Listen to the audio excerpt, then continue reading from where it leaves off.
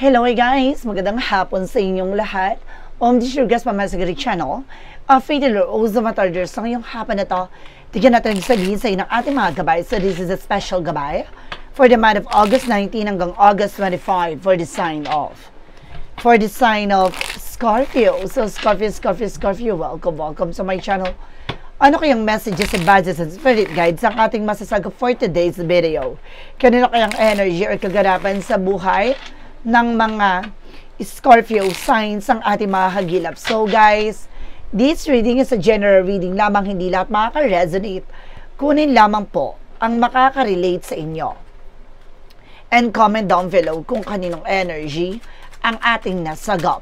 And of course, don't forget to like and subscribe my channel and hit the notification bell for more videos update. Kasi maraming salamat po sa mga walang sawang pagsuporta sa aking channel, lalo na ang hindi skip ng ads. Naway pagpalain po kayo ng Diyos at may kapal, siksik liglig nag-uumapaw na biyayang manubalik sa inyo.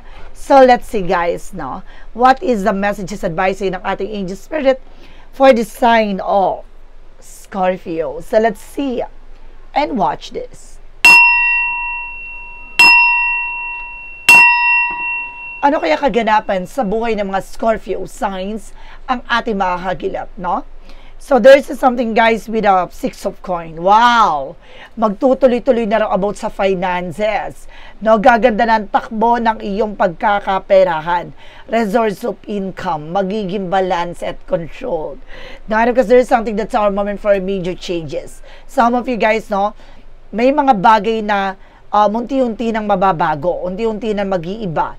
No, tatanggalin na ang mga uri ng negativities na nakakasira at nakakasama sa inyong tahanan. That's good. And of course, there's an ace of coin. Wow! Wow talaga. There's something, a big shit and big money coming in. Malaking pera, malaking oportunidad, no, malaking blessing na paparating sa'yo. And of course, there's something guys with a magician. Wow! There's something creation with a God. So dahil ayon sa kalooban ng Diyos, ang mga bagay na ipagkakaloob sa'yo, ilalantad, no, ng bagay na mismo sa harapan mo, na ibibigay ito sa'yo at maaaring magdala sa ito ng something pagbabago. There's a desire into reality. No, matagal mo na itong inaasam, makakamtan mo na. And of course, there's a Knight of Swords. Some of you, nagkakaroon ka ng sleepless nights, anxieties, not because of fear, no, takot at pangamba. Alisin mo yan. Isa yan sa bagay na nagbibigay blockages para mag-alinlangan ka, no, para matakot kang gawin yung bagay na yon. So, kailangan mo alisin yung pangamba na yon. So, kailangan tuloy-tuloy mo lang yung ginagawa mo, mag-concentrate ka sa ginagawa mo, mag-focus ka sa ginagawa mo, wag mong ibaling yung attention mo sa negatibo, no? And there's an Emperor, be mature enough and being grounded. No, sa mga naranasan mo, naramdaman mo at napagdaanan mo, dapat hubog ka na. No, dapat kumbaga subok ka na sa lahat ng bagay na yan. Hindi ka na dapat nagpapa-apekto, nagpapadala, no, na negatibo sa paligid mo. And because there is something, the seven cause something, opportunities. No, maraming oportunidad na papasok sa buhay mo at magdadala sa ito ng bagong eksena. Wow!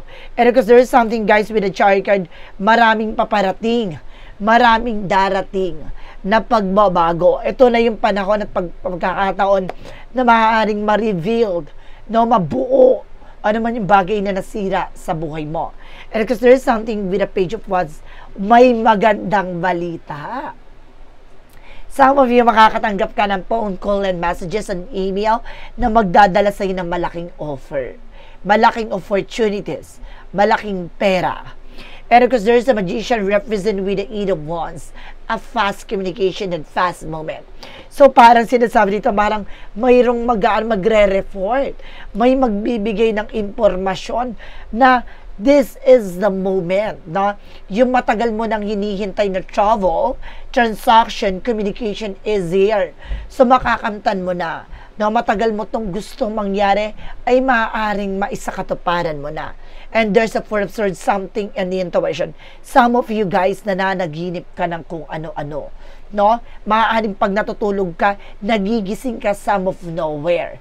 Not that because of negative spirit or something, negative attractions or negative energies, no, na maaaring nasa paligid mo.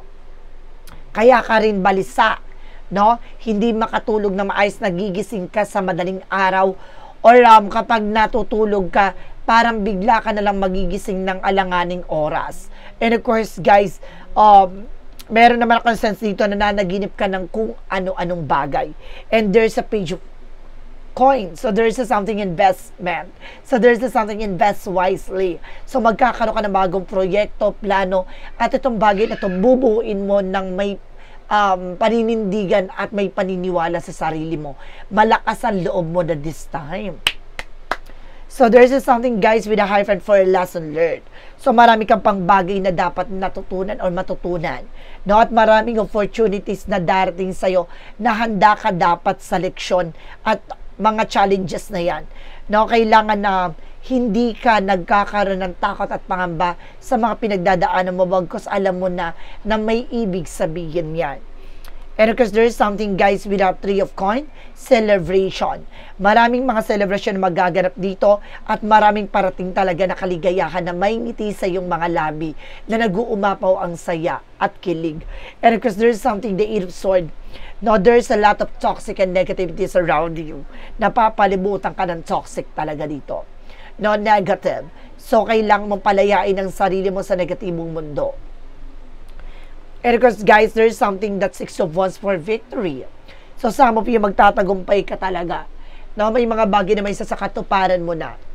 Makakamtan mo na, matagal mo nang inaasam.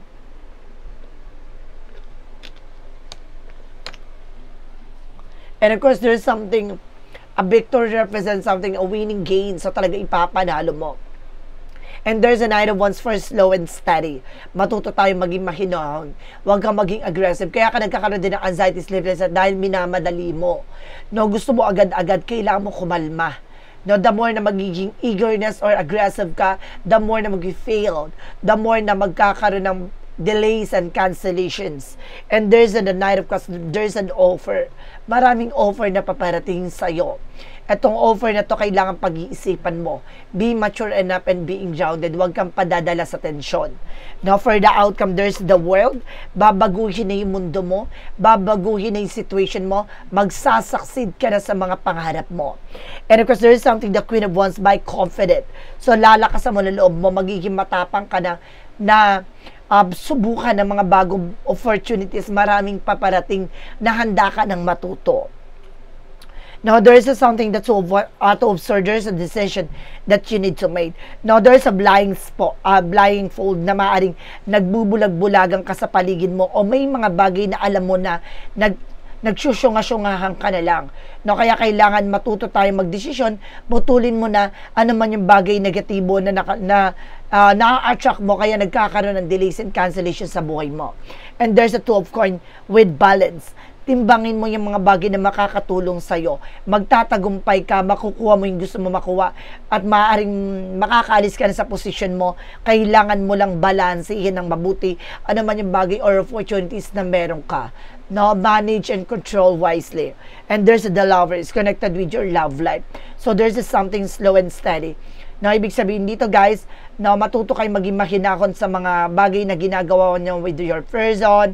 Na kailangan nyo tutukan ang isa't isa, no, mahalin ang isa't isa dito, or either kumbaga kung may bago kang kung if you are being single, may bagong pag-ibig na darating, or if you are being taken, na mayroon ditong pag-ibig na maaaring bumalik or maaaring manumbalik, no, yung pagmamahal. Meron ako na sense dito, guys, no, merong ex na hindi mapakali at hindi matahimik, no.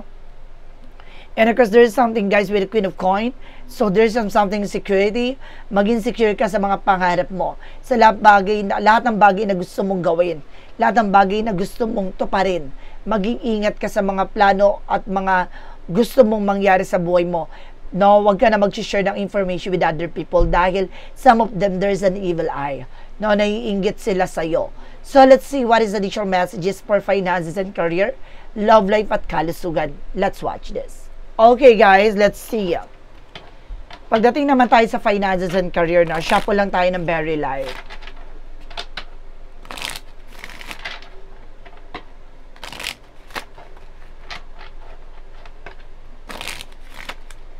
Okay, so let's see. So about sa finances and career, so there's a seven with the sneakiness. Now get more information, being curiosity, or there's a secrets. No, may mga sikreto or kasinungalingan na napapaloob pagdating sa finances mo. And there's a five of cups. Now there's something disappointment. Mag-ingat ka, may sikreto, may panloloko pagdating sa finance. Dito maaring mabudol ka, mag-ingat po kayo. And there's a temper with a perfect timing. So, nasa tamang panahon at sa tamang pagkakataon ka. No, kailangan mong kumalma. And there's an Empress card for revert. No, ibabalik ulit yung sigla, ganda ng iyong buong pagkatao dito. Maring this is something disconnect from the world. Kailangan mong kumawala sa mga nasa paligid mo. And of course, there's a death card with an ending and a new beginning. So, may mga bagay na matatapos na pagdating sa finances mo, resource of income mo, at magkakaroon ulit ng panimula at bagong eksena. Sabi ko na there's a blessing and new revert, no? Pagdating sa business mo. Kasi matatapos na, maring nangihinayang na or nagsisisi na yung mga taong nagsinungaling or niloko ka. And there's a tattoo of with a partnership. Maraming mga bagay na maaaring magsimula dito na maaring may mga taong makipag-connect ulit sa'yo, or there is something that unconditional love, may pagmamahal at gustong-gusto mo yung ginagawa mo dito. Pagdating sa love life, there's a star card, there's a healing recovery, makaka-recover ka na, o may mga hiniling ka na maaring may isa katuparan mo na. Now, at the same time, there's something, the three of swords, something pain, maaring meron talagang third wheel or meron talagang naiinggit sa inyong relasyon. And there's a five star, nagkakaroon kasi ng self-sabotage not because of your action and decision. So, ibig sabihin, nag-share ka ng information with other people. So, kaya naiinggitan, no? Dahil sige kang kinuwento, no? Eh, yung taong pinagkwentuhan mo, taong inggitera pala yan. And there's a justice will be served. Huwag kang mag-alala. No? Ano man yung bagay na nasira, nawala, maaaring manumbalik sa'yo at nasa sa'yo yung tamang hustisya. Magkakaroong healing recovery dito pagdating sa love life mo. And there's a Knight of Cups. No, there's a King of Cups. There's something devoted for the person. No, yung person mo is very devoted. Huwag ka mag-alala. Mahal na mahal ka ng person mo. And there's a Ten of Wands. Maraming obligation and responsibilities, no, na kailangan ng pakawalan at bitawan o tapusin. So, pagdating sa kalusugan, there's a Ten of Cups with a happiness. So, ibig sabihin na magiging masaya at magiging maligaya na ang iyong kalusugan, magiging maayos na ang iyong kalagayan with the Sun card, purification. No, linisin mo ang iyong sarili. There's something detoxification na kailangan mo alisin ang mga toxin mo sa katawan. Kailangan mong maging aware sa mga kinakain na pinaglalalamon mo. And there's a Ace of Cups, something allow, offer, o maaaring ibabalik yung kilig, pagmamahal sa sarili at pagtanggap sa kung ano man yung bagay na nangyayari sa'yo. And of course, there is a strength with confidence. So, kailangan mo lakasan ang loob mo, maging matapang ka. Alisin mo yung pag-aalinlangan na takot. Kasi the more na natatakot ka, na-stress ka, nangangamba ka, para ka nanghihina. No? And there's a Seven of Coins, something harvest moment. Ano man yung bagay na ginawa mo, there's a cause and effect. No, maaaring kung naging mabuti ka sa kalusugan mo, magiging mabuti rin to sa'yo. Magiging maganda kalusugan mo. Kung naging pabaya at naging abusado ka sa kalusugan mo, ano pang inaasahan mo? And of course, may nakikita ko na sa sobrang ka from milk tea, no, sa mga float, sa mga soft drinks. Umiwas po kayo dyan. May nasisense ako sa coffee, no? Ayan ang mga nakikita ko sa mga matatamis, tantanan nyo po, no? And there's a Five of Wands, something complication. Kasi yun ang bagay na bibigay ng komplikasyon sa kalusugan mo. So, it's time na para linisin ang iyong sarili, no? Kailangan nang tanggalin ang mga karamdaman na nararamdaman, no? It's good, guys, kasi etong reading mo, it's all positive energy. No, ang special gabay mo ay walang kulam. That's good. No, ibig sabihin dito, walang sumasalbay at talagang maaaring tinapos na, no, anumang uri ng kulam o sumpa. That's good, guys. So, let's see what is additional messages with an angel spirit pagdating sa magical fairy messages, advices, and of course, the pick a card, yes or no. So guys, no, pick a card, yes or no, pwede ka magtanong. Isa lang ang magiging sagot dyan. Within 1, 2, or 3. Then of course, ka nakapili ka na magiging sagot sa tanong mo.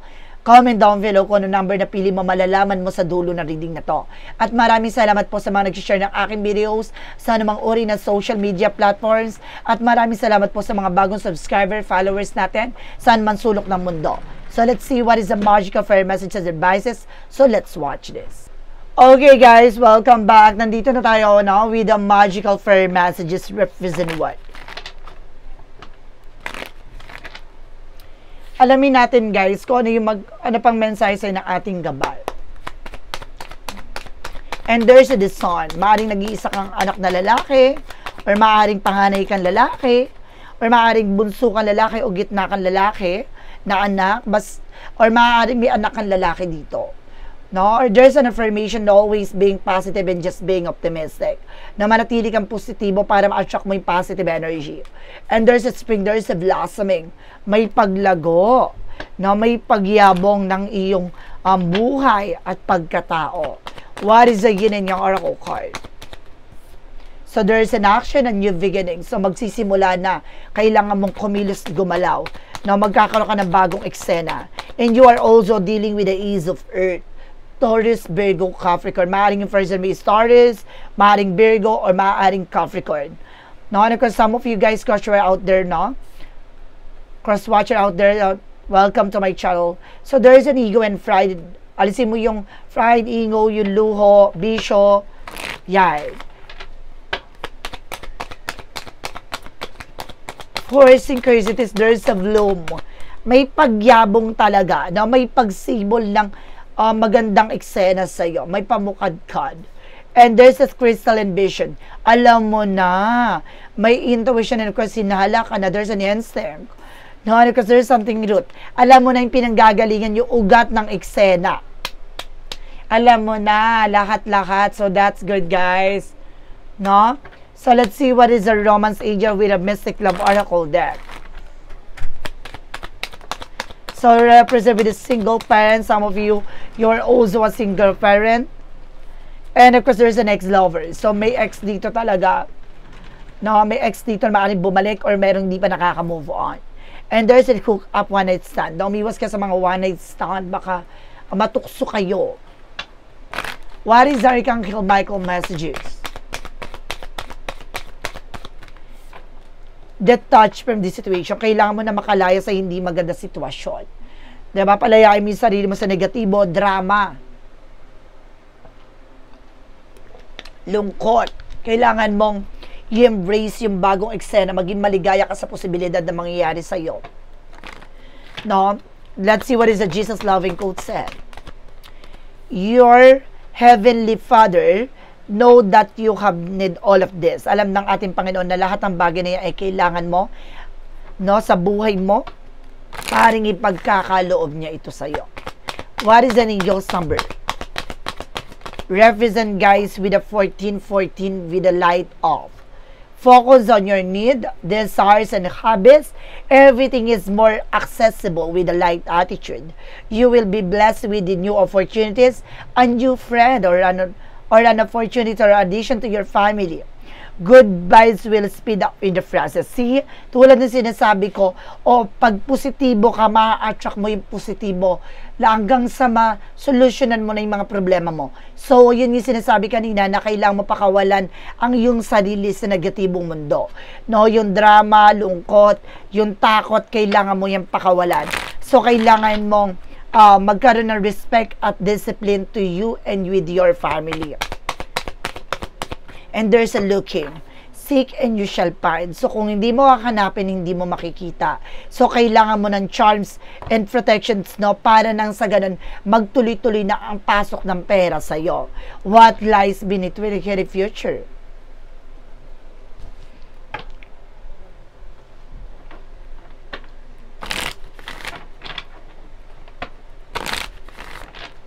What lies beneath will your future?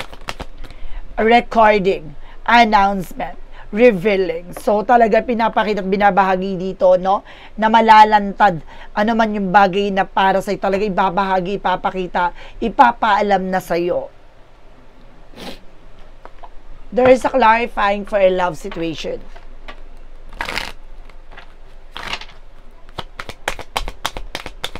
Clarifying for a love situation. Represent with our reciprocal lines. Navigate boundaries with grace, mastering the art of give and take in harmony. Diba? Kung sinasabi dito, kung kailangan mo mag-set ng boundaries to you and to your loved ones, no? Sa mga tao sa paligid mo, kailangan na punan mo to ng positibo at magagandang alaala at magandang pamamaraan, no? Magandang nararamdaman sa lahat ng bagay. No, alisin mo yung trauma, yung lungkot, no, yung galit, no, from the past, from the shadow work oracle card represent what? Kasi hindi mo makikita ang tunay na saya kapag nagstay ka sa negatibong mundo. And there's an inner cosmos. Trauma, sabi ko na di ba? There's a trauma, seeing go deeper. To embrace the light first, acknowledge the dark. Hindi mo makikita ang liwanag kung walang madilim na part sa buhay mo. Diba? Kaya kailangan guys, matuto tayong tanggapin ano man yung bagay na mga dumarating sa buhay natin. No, mga challenges, isang pamamaraan para matuto ka, para subukin ka. No, para malaman mo ang kahalagahan lahat ng bagay-bagay. Let's see what is a clarifying for a life situation.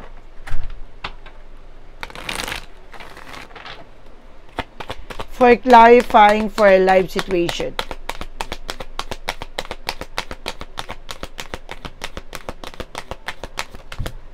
And there is a learning secrets. Stay open-minded, receptive as you uncover hidden truth and embrace the lesson they offer.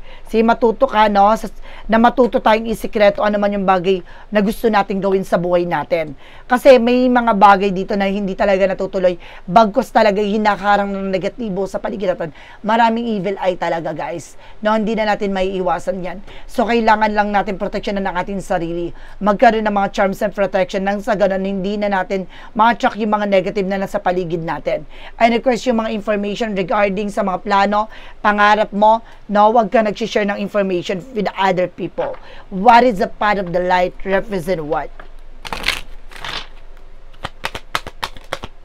And there's a divine timing. So, lahat ng bagay na to, nakalaan sa tamang panahon at tamang pagkakataon.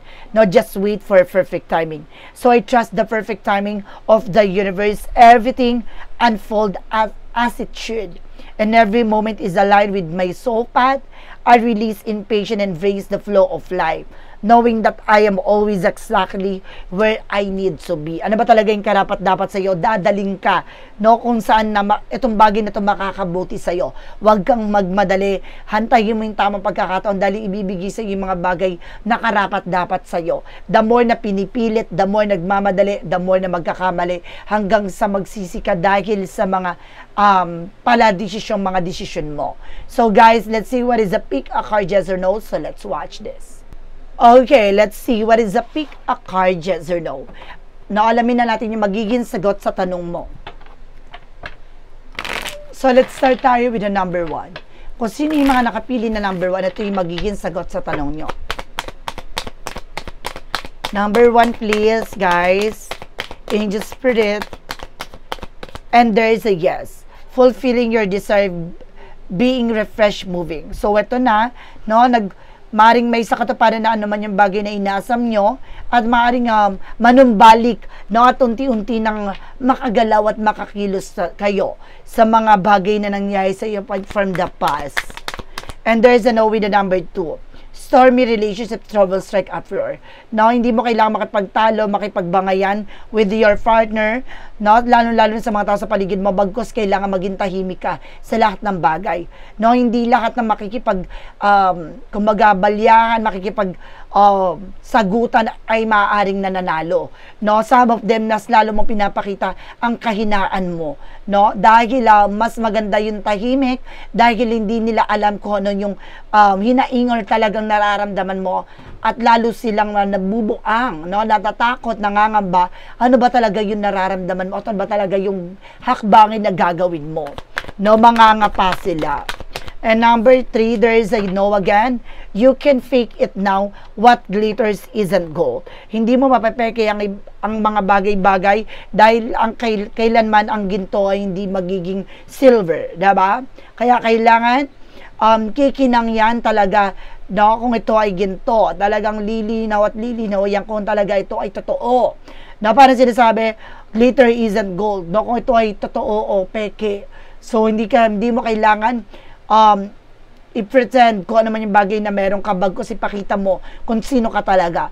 Na wag ka magsinungaling, bagkus maging totoo, authentic ka with yourself. So guys, this is a special gabay for the month of August 19 hanggang August 25 for the sign of Scorpio. So Scorpio, maraming salamat po for this wonderful reading. So once again, this reading is a general reading lamang, hindi lahat makaka-resonate. Kunin lamang po ang makaka-relate sa inyo. And comment down below kung kaninong energy ang ating nasa. Of course, don't forget to like and subscribe my channel and hit the notification bell for more videos update. Maraming salamat po sa mga walang sawang pag-support sa aking channel. Lalo-lalo na ang skip ng ads, away pagpalain po kayo ng Diyos at may kapal siksik liglig na guumapaw na biyayang manang balik sa inyo. Maraming salamat guys. See you the next video. Bye-bye and babush.